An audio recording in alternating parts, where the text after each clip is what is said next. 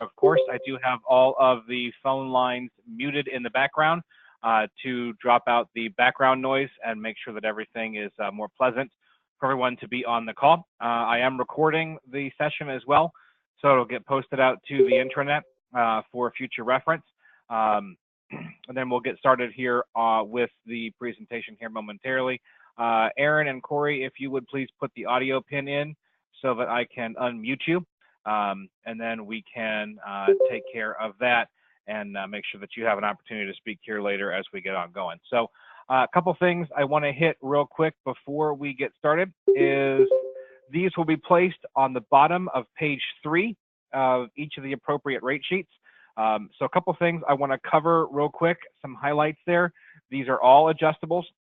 They're highly priced based on both credit score and LTV to look at that. So they're all prime plus something. So you'd have to look at the FICO and what the CLTV is. So in the example that we'll talk about, we have a 790 FICO borrower and it's 95% CLTV. So that's going to leave you then with a 3.25 margin on top of the current prime rate at 5.5. So that would put you at an 875 note rate to start that particular file off. So again, it's very specific based on that. There are some add-ons based on debt ratio. And as you can see, a 50%, 45 or greater DTI is going to cap out then at a 90% CLTV. So that's a very important thing to keep in mind there as well. So I'm not going to read the entirety of the bullet points to you. Those will be out on the rate sheet, so you can take a look at those. Unless you all want to listen to sit here for story time, give me a call, I'll give you story time separately. So a lot of it's pretty common sense type stuff. The key with these is going to be two different things, well, three different things rather. Thing number one is the geographic restriction. The investor that is purchasing these loans from us will only lend in, as far as the states that we lend in, will only lend in Nevada and Arizona. Henceforth, the changing around of the go-to meeting at the last minute here earlier today to filter that out for those that are in other states besides California and Nevada. So that's a big thing to keep in mind with restrictions. The next restriction or big thing to keep in mind is going to be data entry into BITE. There's a few more fields with an equity line that need to be entered in beyond a standard first or second lien. So it's very important that we make sure that all of those are data entered correctly. Otherwise, the disclosures are going to be inaccurate, the closing docs are going to be inaccurate, and then we're going to have a transaction that's either going to end up being a deny or a cancel and resubmit, or an unsaleable transaction, and nobody wants that. So third thing to keep in mind with these is those initial disclosures have to be generated by either Jose or Vince on the support desk.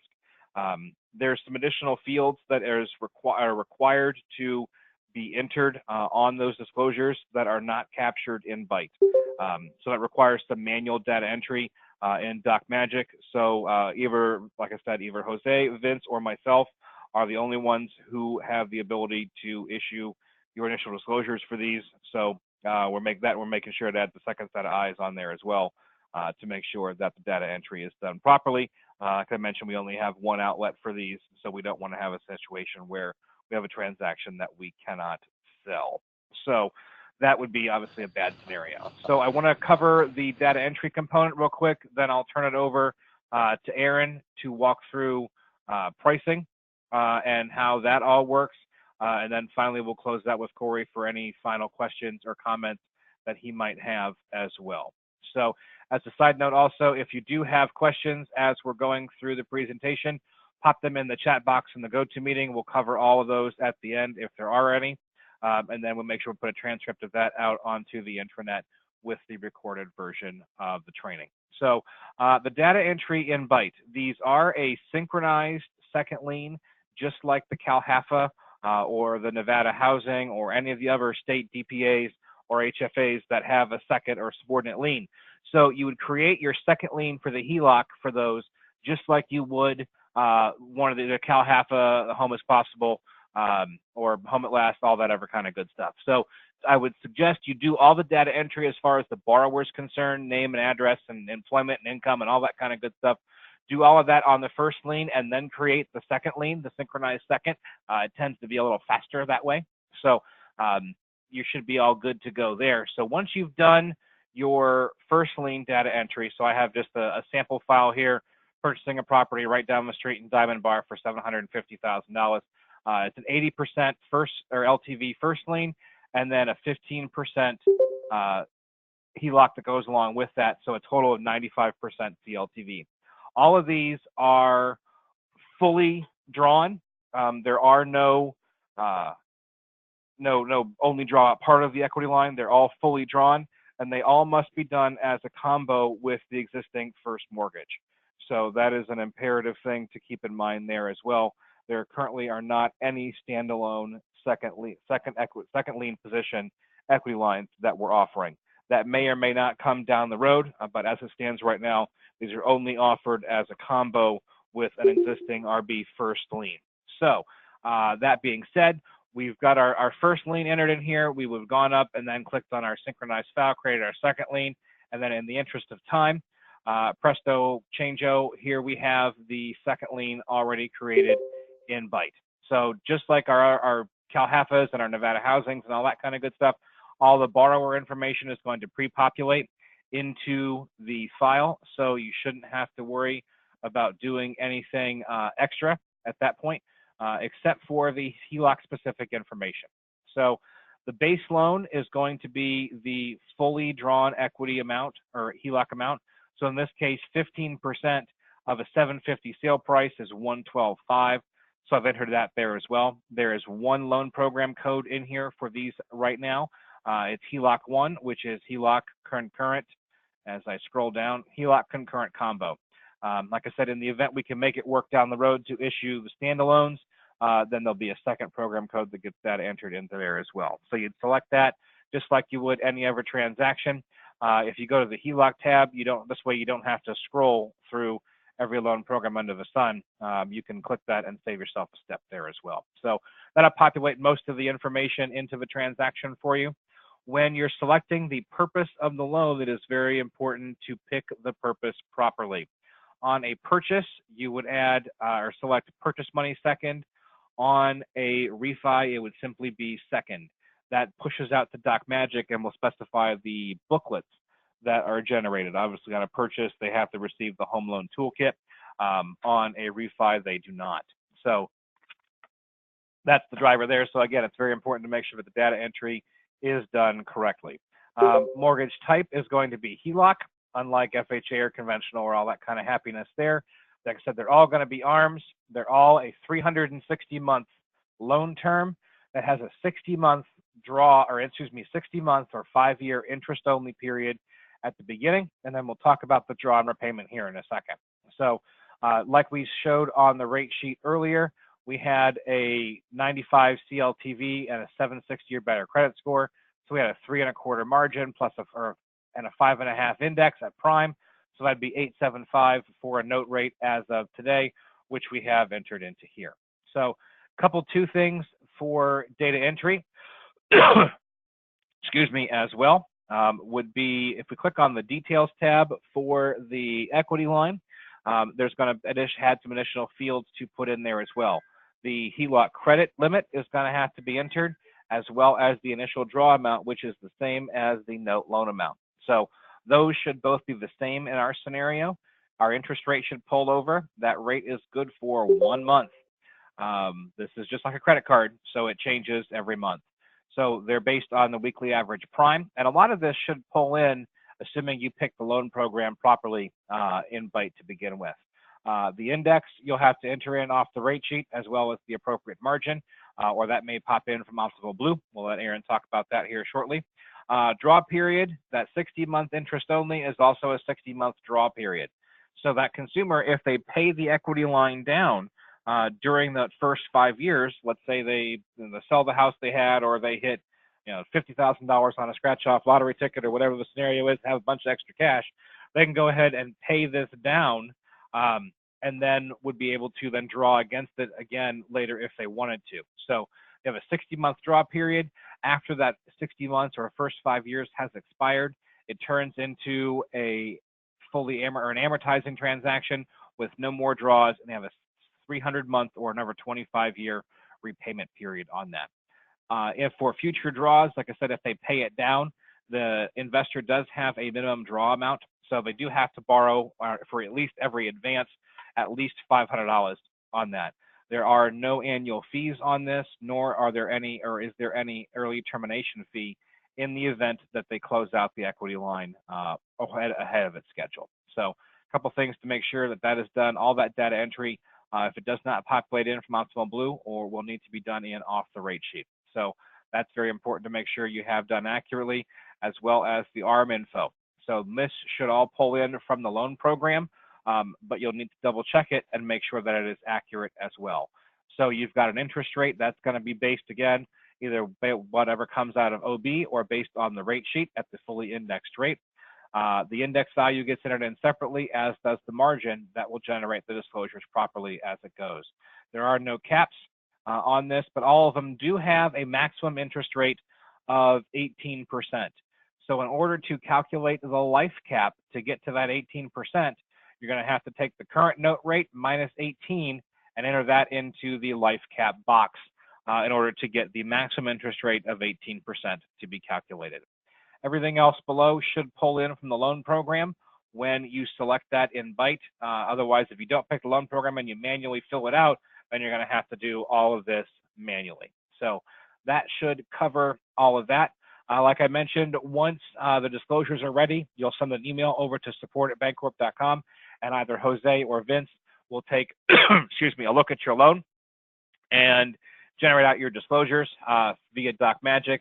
Assuming it's going to be e-signed, they'll go ahead and send those out for you. If it is going to be wet signed, if you're meeting with the consumer face-to-face, they'll load the PDF into BITE, and then you can print it off at whatever location that you are at as well. So not the end of the world there. A couple things on closing costs that I want to hit real quick. On page 2 of the LE, just like you would do data entry for fees now, is where these are done as well. There is no loan estimate, I will say, on no LE or CD on these files. So that is something to keep in mind, and we'll walk through a sample disclosure package here momentarily as well. So I do have a closing cost template for each state built out, one for California and one for Nevada, with all the standard second lien fees based on our, based on First American in there as well. So the lender fee on all of these, as soon as I wait for the screen to catch up, is a flat $595. So it's less than the standard lender fee as well. Notice also that since these are being done concurrent with the existing first lien, there are not any additional charges for appraisal or credit report or anything along those lines on these files. So title or escrow fees are based on First American's standard fee template, which is is listed on our written list of providers. So that should be all done and set for you. Also with the first lien, that's where the escrows are going to be. So you would need to then make sure you have all of your escrows for taxes and insurance set to non-escrowed. So pretty much everything else is relatively simple on the way that transaction is done. There's nothing else really that is a change. Let me go ahead and pull up that sample disclosure package as well so that we can walk through that, and I'll show you a few of the things that are different in the disclosure package that are not in a standard first or second lien or a non-equity line type transaction. As I mentioned before, there is no LE or no CD. That does not exempt you from the LE or CD requirements on the first lien. They're just not there on the second lien. So once we get this pulled up here, I thought I had it up ahead of time, so bear with me 1/2 a minute, please.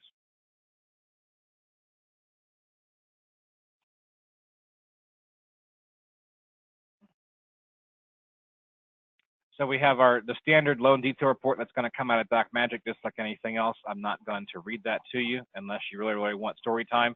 Then give me a call and I'll read it to you until 3 o'clock in the morning. You'll be asleep by noon, I promise. So a couple different things on the 1003. It will specify that it is a HELOC on the top of page 1, and then the purpose of the loan will also then show, once these are done properly, will be checked as other and purchase money second, or refi, whatever the appropriate case may be. All the standard borrower information gets data entered in there as well. No changes on the 1003 itself. You'll notice that there is the till explanation, which is a requirement to have in the file, which is a little bit beyond me, but that's still part of the statute, so that's got to go in there. Credit score disclosures, just like any other transaction. Pricing disclosures, there's another 4506 the consumer has to sign. Yes, they do need to have both of them. Everything else should look relatively familiar. Email consent, ECOA, the counseling agencies, all that happy nonsense should be there in there as well. So they will have to fill out or sign, whether it's electronic or wet, double sets of everything, just like any other transaction where there's two liens. So there is the booklet for both. And here we go. The terms of the equity line. So this will be in the initial disclosure package. I would suggest that the first one of these that you do, you take a look at this thing ahead of time and make sure that you understand how it is written, so that in the event your consumer has questions, you can answer those for them. So it's going to specify the APR. Again, you got a minimum monthly payment of $100, or the interest only on that transaction. For most of these, I'm assuming it's going to be the interest only or until they start paying this thing down dramatically. That's when that minimum of $100 is going to kick into play. So as we talked about before, there is a 60-month draw period or 5 years, whichever way you want to call it, and then a 25-year or 300-month repayment period on there as well. Talks about the APR, lists out the fees on that transaction, and this was my sample junk file. So it's not going to be representative of a real transaction. So it's going to then talk about what the underwriting fee is, so on and so forth, title company fees as well. So it'll pop in, like I mentioned before, that $500 minimum advance. Talks about the index, which is based on prime, and the consumer can then go to the Wall Street Journal to take a look at that if they're that crazy in the head and want to look ahead. So other than that, that is the extent of the difference in the disclosure package. Everything else is there. As you notice, this looks pretty familiar to any other transaction. There will also be a charm booklet in all of these because it is an adjustable rate mortgage. And then again, on a purchase, there will be the home loan toolkit. So Aaron, I'll go ahead and turn it over to you. Once you put your audio pin in, then you can walk through the OB interface with everybody. And while we're waiting on him to do that, Corey, is there anything you'd like to add? Yeah, there is. Toby, let me jump in here. There's a couple things I want to go over so everybody's very well aware. Just so everybody knows, on second trust deeds, there is no comp paid out to the LO on these transactions. So just keep that in mind. When we do roll out the closed-end seconds, the closed-end seconds will have comp paid out to the LOs, and I would assume the closed-end second, we're probably 30 to 60 days away from rolling that product out. The other thing is, when you're doing these second trust deeds, the most important thing to look at is the guidelines right on the rate sheet. That is exactly what the underwriters are going to underwrite to. There's a couple caveats that you just need to be aware of. It's got to go behind a Fannie Mae or a Freddie Mac first trust deed. You need a DU or an LP on the transaction. These are for purchase transactions only. Condos are not permitted. The minimum loan amount is $40,000 on these transactions. When you guys qualify at a fully amortized 25-year loan, so you'll qualify at that. Gift funds are not permitted. Non-occupying co-borrowers are not permitted. This does require the CU score to be 2.5 or less. Now, if you're over a 2.5 CU score, or there is no CU score, then we have to do a desk review on the transaction. It also does not go behind temporary buy downs. And if the property is in a declining market, which would be designated by the appraiser, then it's not permitted either. The other thing along the lines with credit, even though you get a D or an LP credit score, you're going to see the credit score requirements there. There's a number of things that are required, like you need to have housing 0 times 30 in the past 12 months, a number of things. So you have to meet all of these credit requirements above and beyond the standard DU or LP. And then lastly, first-time home buyers, the max LTV is a 90%, and you need a 720 credit score for a first-time home buyer. And then also the DTI is limited to that 49.9 DTI. Outside of that, where I do see this program being very helpful is on the jumbo business, because you can do a conforming first trust deed at 484. You can come in with a second trust deed of 150,000, up to 95% loan to value with a purchase price of 605, or you can go 90% all the way to a purchase price of 734,000, coming in with a HELOC at 250,000, still utilizing the conforming agency pricing on these. And when we do roll out the closed-end second, that can go behind any type of loan. So those are the real key points to look at on this program. If anybody has questions on it, they're more than welcome to reach out to me, or Toby, or Aaron, and we can answer any of the questions you guys might have. Aaron, you want to go ahead and start on the pricing?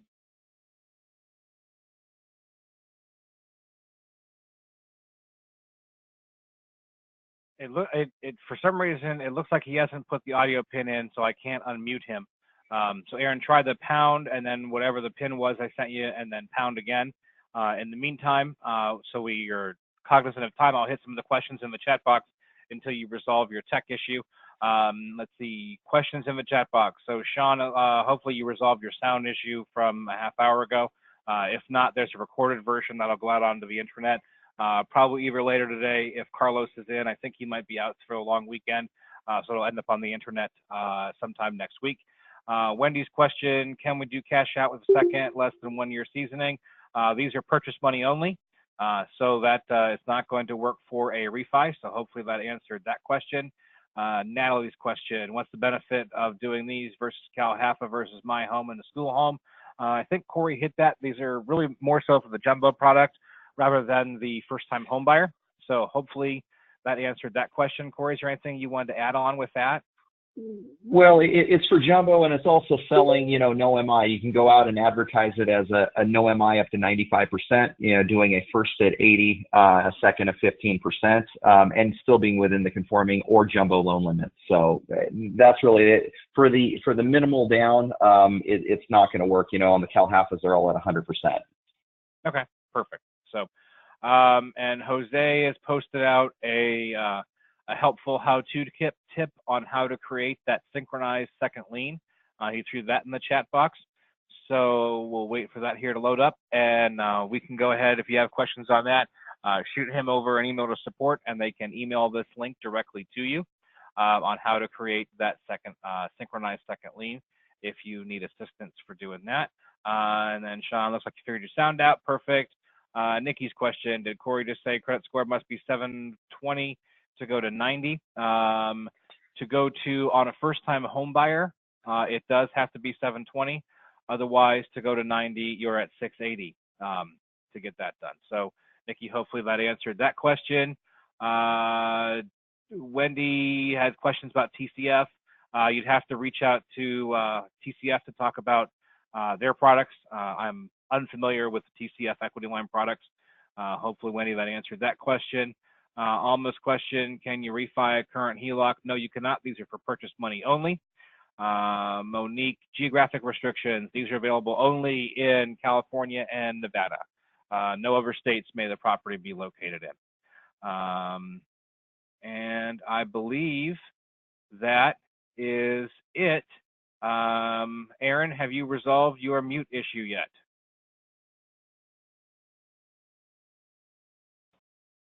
Toby. Hey, Toby. There you go. Okay, There. you're logged in as me. You're logged in as me for some reason. Okay, take it away. No idea why. Toby, can you go to the sample file, please? And I would love to. You want the first or the second? The second, please. Anything for you.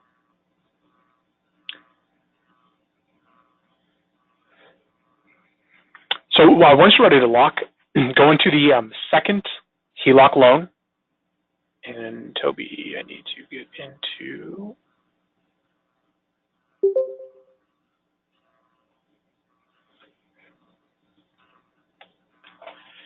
And Toby, can you hit submit as loan officer, please? I would love to.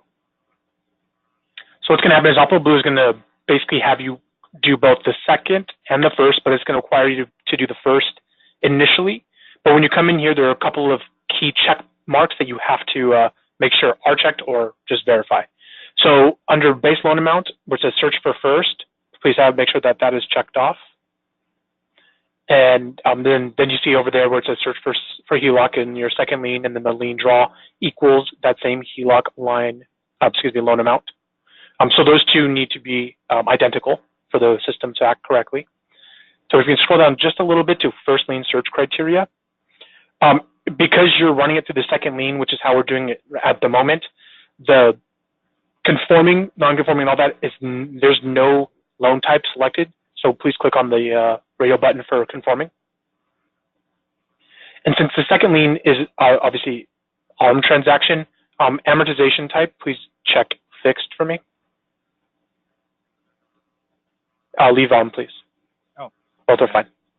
And then scroll down, and the last thing you need to double check and verify, and we'll work through this so hopefully everything populates automatically, but as of right now, everything is basically kind of reviewing the first lien and then the second lien, but you're looking at the second lien information initially. Once you submit, you'll see what I'm talking about. Just to make sure that the AUS shows DU. So when you click on here, you're going to basically see this message in red that says you're going to be doing your first search lien results, and then you're going to go ahead and do the results for the HELOC. So Toby, if you can go down to Tier 1, conventional, yes, the one above, yes, that one, high balance, click on show. So what this is going to do is basically go ahead and take care of and lock that first lien, and it's automatically going to send you over to the second lien options. Again, this is a sample loan, so don't hold pricing to be 100% because we're under Ohio right now. Yeah. But yeah, we're logged into a testing environment. So yes, and the testing environment. So we'll go ahead and pick this one here at par. How's that sound? Sounds good.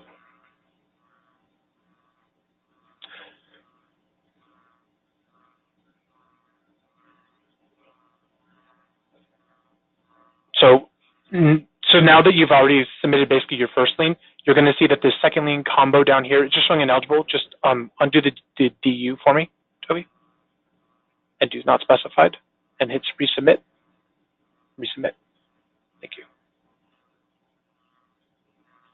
So now the second lien is appeared. Again, we're in a test environment. So if you click on show, it'll open up basically all your options. Please know that you cannot get any rebates on this, so everything is going to be priced at par.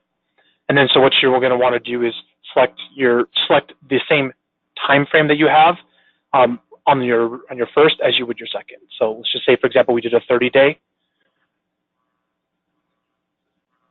And now you can click request lock and save to LOS. And now both lien lock requests will be sent over with that information. And please allow us time to do both locks and then send that over to you. Really, it's just as simple as locking a first with just a couple of additional steps. We were working on kind of the check marks. Again, we're kind of in a test environment, so that kind of isn't perfect as of right now. But those will all be cleaned up between now and Tuesday when we are back at it. Again, anybody has any questions with respect to that, you go into your first one, please reach out to RateLock, myself, Tom, or Mallory at any time, and we can help you walk through it. Just remember, when you're going in at this time, please go under the second, not the first, because we want to make sure that both are addressed at the same time. That's really all I had. Again, cool. We always ask that you guys review the rate sheet to ensure accuracy, both between Optimal Blue and the rate sheet itself, as we don't expect there to be any issues. It's a new product. We want to make sure all of those rates are accurate. Awesome, awesome. I don't see any other questions in the chat box. Corey, is there anything else you wanted to add on? No, there isn't anything. Thank you, Toby.